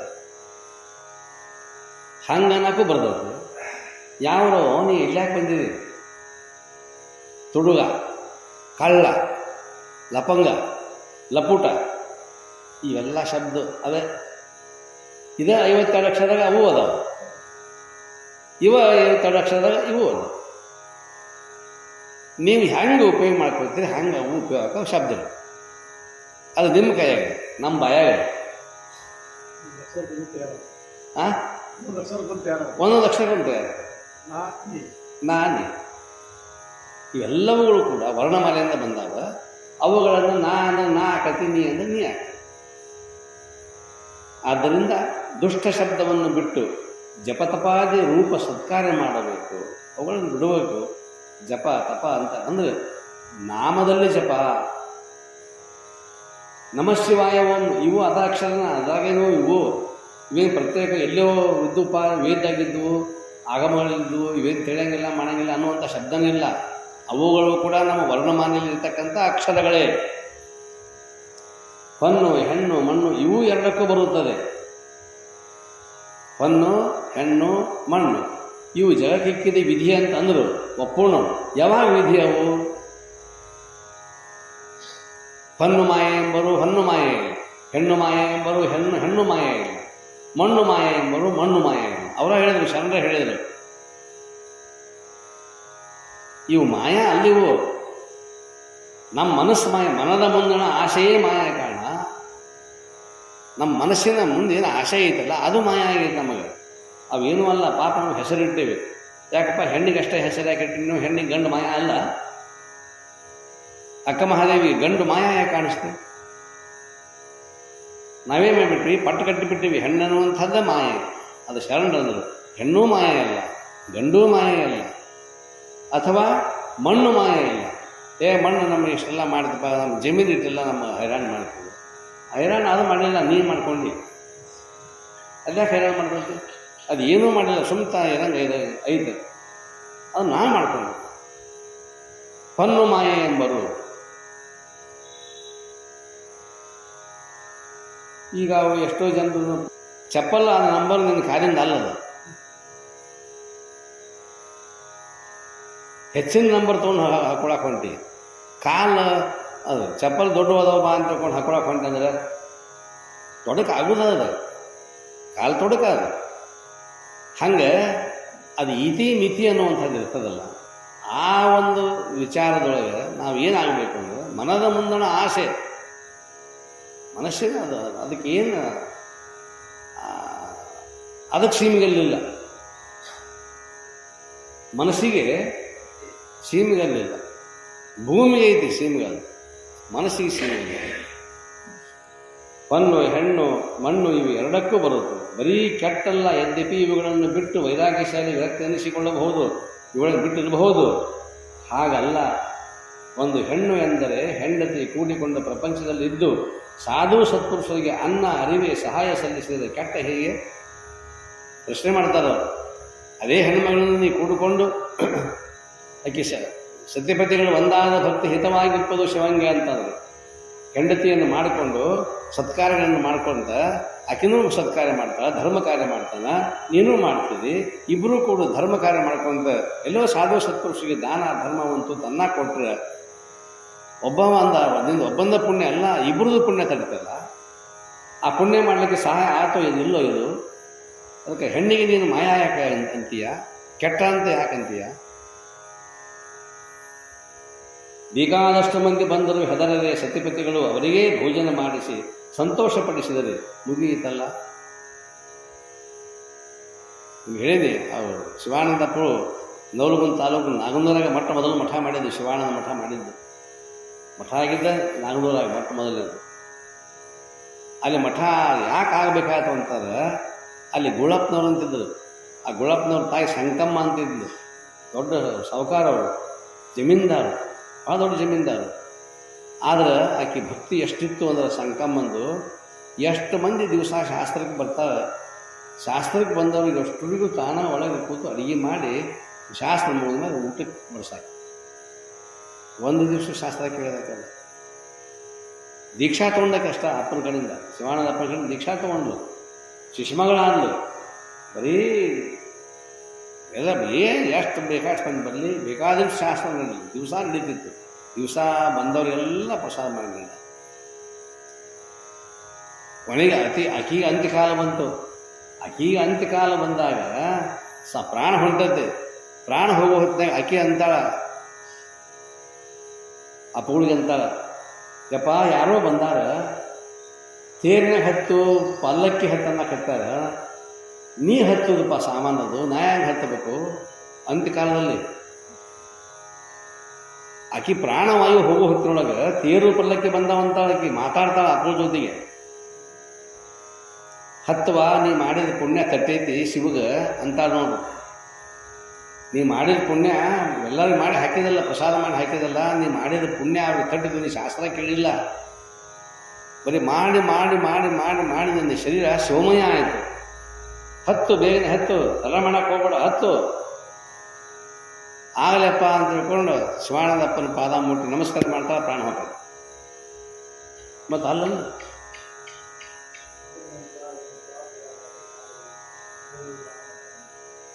ಅಂದ್ರೆ ಈ ರೀತಿಯಾಗಿರ್ತಕ್ಕಂತಹ ಸೇವಾದಿಗಳನ್ನು ಮಾಡಿಕೊಂಡು ಪ್ರಪಂಚಕ್ಕೂ ಮುಕ್ತ ಆಗ್ಲಿಕ್ಕೆ ಬರ್ತದೆ. ಒಬ್ಬ ಹೆಣ್ಮಗಳು ಹೋದ್ಲಲ್ಲ ಕೈಲಾಸಕ್ಕೆ, ದೇಹ ಇಲ್ಲೇ ಉಳಿತು, ಮನಸ್ಸು ಹೋತಲ್ಲ. ಆಕೆಯನ್ನು ಕುಂತು ಶಾಸ್ತ್ರ ಕೇಳಿದ್ಲನು, ಬಂದವರಿಗೆ ಒಂದು ತುತ್ತು ಅನ್ನ ಮಾಡಿ ಹಾಕಿದ್ದಕ್ಕೆ ಎಲ್ಲರಿಗೂ. ಅದಕ್ಕೆ ಅವರ ಅಂತಾರೆ ಶಿವಾನಂದ ಅಪ್ಪಳು, ಅವ್ರು ಹೇಳಿದ ಮಾತೇ ಇಲ್ಲ. ಯಾಕಪ್ಪ ಹೆಣ್ಮಕ್ಳನ್ನ ಯಾಕೆ ಹೇಳಿದ್ವಿ ನಾವು? ಅವ್ರ ಮುಖಾಂತರವಾಗಿ ಧರ್ಮ ಕಾರ್ಯವನ್ನು ಇಬ್ಬರು ಕೂಡ್ಕೊಂಡು ಮಾಡ್ಕೊಂಡು ಹೋದ್ರೆ ಧರ್ಮ ಕಾರ್ಯ ಆಗುತ್ತಲ್ಲ, ಸತ್ಕಾರ್ಯಗಳು ನಡೀತಾವಲ್ಲ. ಆ ಸತ್ಕಾರ್ಯದಿಂದ ನೀನು ಮೋಕ್ಷ ಆಕೈತಿ.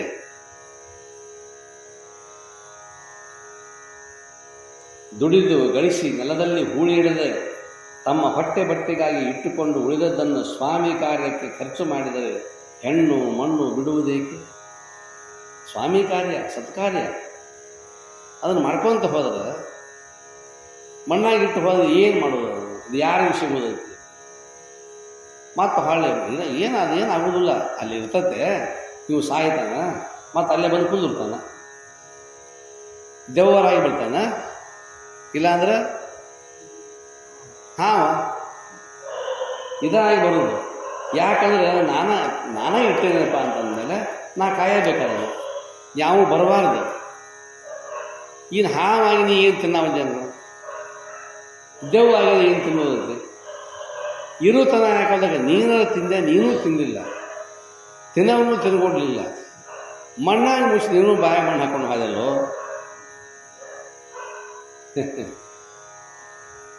ಅದಕ್ಕೆ ಪ್ರಪಂಚವನ್ನು ಬೇಯುವುದಿಲ್ಲ ಅಪ್ಪಗಳು, ಪ್ರಪಂಚಕ್ಕೆ ಬೇಯಂಗಿಲ್ಲ. ಸತ್ಕಾರ್ಯ ಮಾಡಲಿಕ್ಕೆ ಒಂದು ಅವಕಾಶ, ಈ ಗೃಹಸ್ಥಾಶ್ರಮ ಅಂತಕ್ಕಂಥದ್ದು ಒಂದು ಅವಕಾಶ. ವೇದಾಂತ ತಜ್ಞರಾದ ಪುರಾತನರು ಏನು ಬಿಟ್ಟಿದ್ದರು? ಹಿಂದೆ 63 ಮಂದಿ ಪುರಾತನರಾಗಿ ಹೋಗ್ಯಾರ. ಅವ್ರು ಯಾವ ಮನೆ ಬಿಟ್ರ?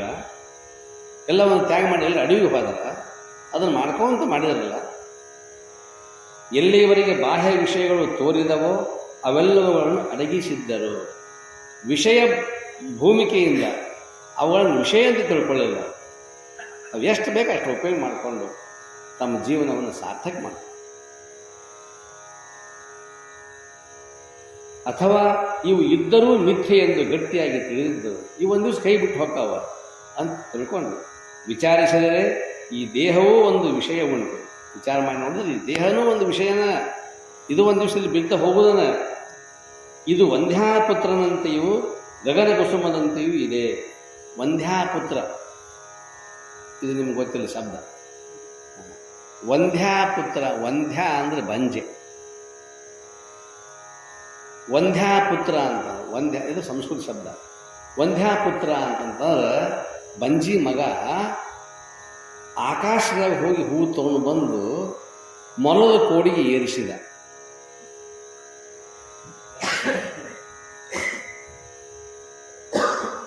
ಬಂಜಿ ಮಗ ಆಕಾಶದಾಗ ಒಂದು ಹೂ ಅರಳಿತ್ತು, ಅದನ್ನು ತಗೊಂಡ್ಬಂದು ಮೊಲದ ಕೋಡಿಗೆ ಏರಿಸ್ಯಾರ.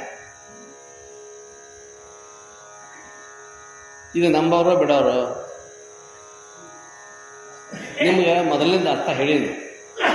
ವಂದ್ಯಾಪುತ್ರ ಅಂತ ಹೇಳೀನಿ, ಬಂಜಿ ಮಗ ಅಂತ ಹೇಳೀನಿ.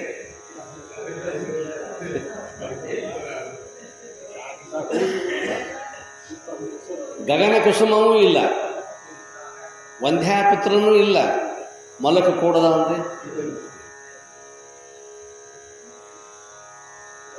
ಎಲ್ಲ ಸುಳ್ಳು. ಹಂಗೆ ತಿಳ್ಕೊಂಡಾನ ಜ್ಞಾನಿ ಪುರುಷ. ಜಗತ್ತೆಲ್ಲವೂ ಸುಳ್ಳು. ಇದು ವಂದ್ಯಾಪುತ್ರನಂತೆಯೂ ಗಗನ ಕುಸುಮದಂತೆಯೂ ಇದೆ. ಸತ್ಯಂದು ಅಸತ್ಯಂದು ಸದಸತ್ಯಂದು ಮೂರೂ ಪ್ರಕಾರದಿಂದ ನಿರ್ವಚನ ಮಾಡಲಿಕ್ಕೆ ಬರುವುದಿಲ್ಲ. ದೇಹ ಸತ್ಯಂತೇನು? ದೇಹ ಸತ್ಯಂದಿದು ಖರೆ ಐತಂದ್ರೆ ಇಲ್ಲ, ಇಲ್ಲನು ಐದು. ಖರೆ ಅನ್ನಂದ್ರೆ ಇಲ್ಲಂತೆ, ಇಲ್ಲನಂದ್ರೆ ಐತಂತೆ. ಐತಿ ಇಲ್ಲ, ಇಲ್ಲ ಐತಿ. ಸತ್ ಅಸತ್ ಸದಸತ್ ಶಬ್ದ, ಶಾಸ್ತ್ರ ಶಬ್ದಗಳು. ಸತ್ಯ ಸತ್ ಐತಿ, ಅಸತ್ ಇಲ್ಲ, ಸದಸತ್ ಐತಿ ಇಲ್ಲ, ಇಲ್ಲ ಐತಿ. ಹಂಗಿದೆ. ಇದನ್ನು ತೊರೆಯುವುದು ಹೇಗೆ? ಇದನ್ನು ಸ್ವಾಮಿ ಕಾರ್ಯದಲ್ಲಿ ಬಲಾತ್ಕರಿಸಿ ದುಡಿಸಬೇಕು. ಅಂದರೆ ಸುಖ ಸಾಮ್ರಾಜ್ಯವು ಎಲ್ಲಪ್ಪ ಅಂತಾರೆ? ಗುರು ಕಾರ್ಯದಲ್ಲಿ, ಗುರುವಿನ ಉಪದೇಶದಲ್ಲಿ, ಅಥವಾ ಗುರುವಿನ ಸೇವೆಯಲ್ಲಿ, ಅವನ ವಿಚಾರದಲ್ಲಿ ಅದನ್ನು ತೊಡಗಿಸಿದರೆ ಅದೇ ಸುಖ ಸಾಮ್ರಾಜ್ಯ, ಆನಂದ ಸಾಮ್ರಾಜ್ಯ.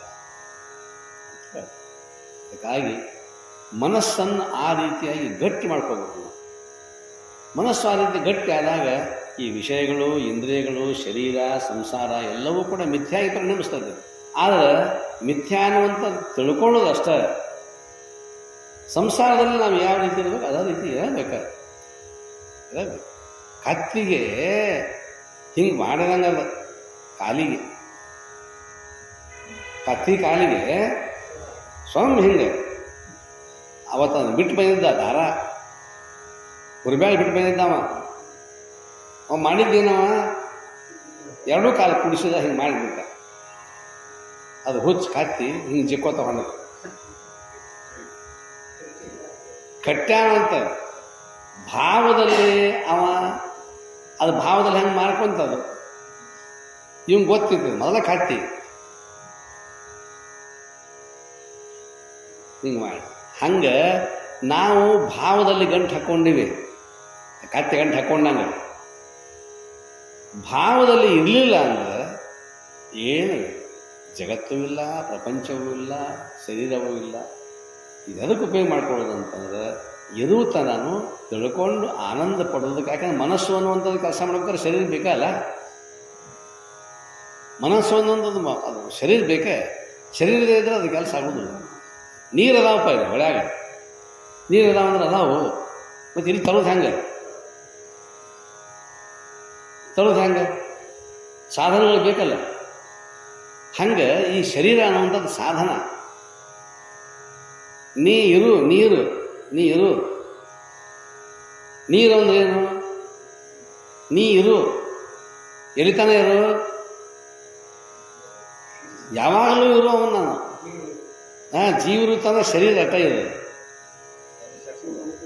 ಶಾಶ್ವತ ಅಲ್ಲ ಅಂತ ತಿಳ್ಕೊಡು. ನೀರಲ್ಲ ಹೊಳ್ಯಾಗ ನೀರು ತರಕ್ಕೆ ಒಂದು ಸಾಧನ ಮಾಡ್ಕೊಂಡೇವು. ಅಲ್ಲಿ ಮೋಟ್ರ್ ಬಂದು ಸಿಂಡುವೆ ಪೈಪ್ಲೈನ್ ಹಾಕ್ಕೊಂಡ್ವಿ, ಪೈಪ್ ಒಡಿತು, ಮೋಟ್ರು ಸುಟ್ಟಿತ್ತು, ನೀರಿನ ಸುಟ್ಟು ಒಡೆದದನ್ನು ಅದಕ್ಕೆ ಶಾಶ್ವತ ಅದು. ಹೊಳಿ ಶಾಶ್ವತ, ನಮ್ಮ ಪೈಪ್ಲೈನು ನಮ್ಮ ಮೋಟ್ರು ಶಾಶ್ವತ ಅಲ್ಲ. ಹಂಗೆ ನನ್ನ ಆತ್ಮ ವಸ್ತು ಅನ್ನುವಂಥದ್ದು ಶಾಶ್ವತ. ಈ ಶರೀರ ಅನ್ನುವಂಥ ಮೋಟರ, ಈ ಶರೀರ ಅನ್ನುವಂಥ ಪೈಪ್ಲೈನ ಶಿವ ಹೊಡೆದು ಹೋಗೋದು. ಹಂಗೆ ಆತ್ಮವಸ್ತು ಅನ್ನುವಂಥದ್ದು ಸದಾ ಕಾಲದಲ್ಲಿ ಹರಿಯತಕ್ಕಂಥ ನದಿ ಇದ್ದಂಗೆ. ಆದರೆ ನದಿ ನೀರನ್ನು ನಾವು ಉಪಯೋಗ ಮಾಡ್ಕೋಬೇಕಾದ್ರೆ ಪೈಪ್ಲೈನ್ ಬೇಕಲ್ಲ. ಹಂಗೆ ನಾನು ಅನ್ನೋದನ್ನು ತಿಳ್ಕೊಳ್ಳೋಕೆ ಶರೀರ ಬೇಕಲ್ಲ, ಅವಶ್ಯವಾಗಿ. ಅದರ ಸಲುವಾಗಿ ಇಷ್ಟು ಪ್ರಯತ್ನ ಅಂತಕ್ಕಂಥದ್ದನ್ನು ನಾವು ಮಾಡ್ಕೊಳ್ತಾ ಇದ್ದೀವಿ.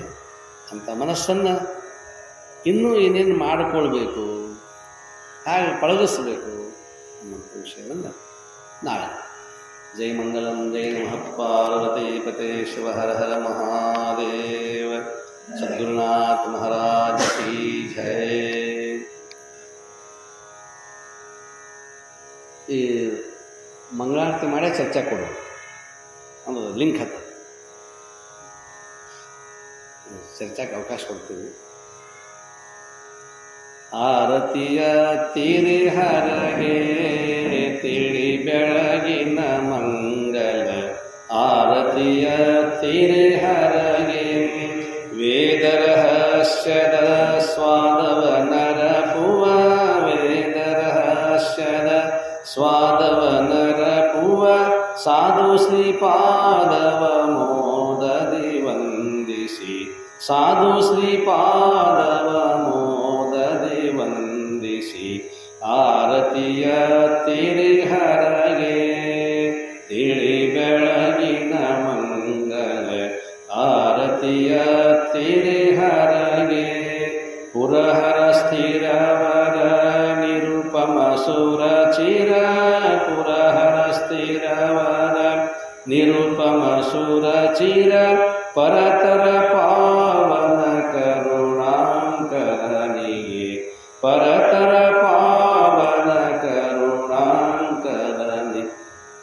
ಆರತಿಯ ತಿರಿ ಹರಗೆ ತಿಳಿ ಬೆಳಗಿನ ಮಂಗಲ. ಆರತಿಯ ತಿರಿ ಹರಗೆ ನಾಗಶಯನೆನುತ ನಾಗ ವಿಭೂಷಿತ. ನಾಗಶಯನೆನುತ ನಾಗ ವಿಭೂಷಿತ.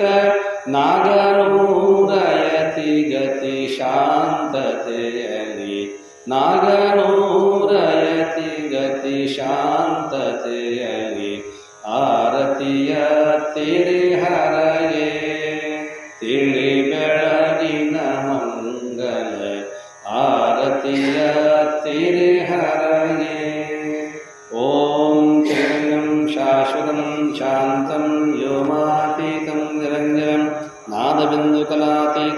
तस्मै श्री गुरवे नमः। जयमंगलम जय नमः पार्वतीपते शिव हर हर महादेव। सद्गुरुनाथ महाराज की जय। सकल साधु संत महाराज की जय। जय मंगलम जय नमः पार्वतीपते शिव हर हर महादेव।